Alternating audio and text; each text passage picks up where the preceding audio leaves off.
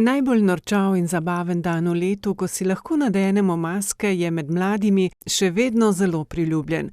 Zato ne preseneča, da veliko otrok dejavno sodeluje s svojimi starši pri izdelavi pustnih kostumov.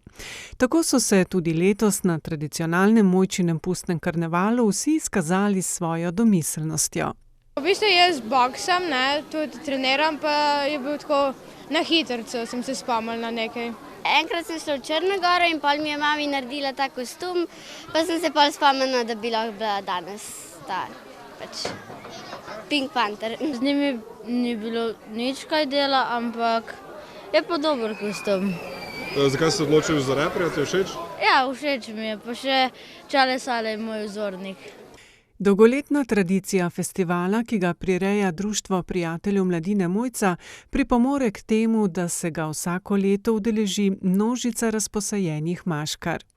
Je res ena takih redkejših prireditev tu, bo pa v bodoče bomo povezali tudi z Zavodom Novo mesto in speljali zopet s prevodom skozi mesto neko tako tradicijo od prej, ko so tradicionalno maškare šle v sprevodu čez glavni trg do športne dvorane Marof. Prireditelje še posebej veseli dejstvo, da se otrokom pridružijo starši, ki se prav tako našemijo in prepustijo pustnemu veselju.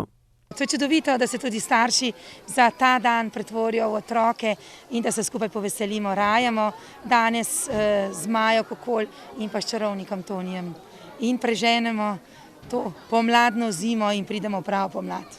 Vsaka maska je dobila simbolično darilo, seveda pa posebnih nagrad ni manjkalo. Tako so nagradili najdružinsko, najštevilčnejšo in najizvirnejšo doma narejeno masko ter najstarejšo in najmlajšo maškaro.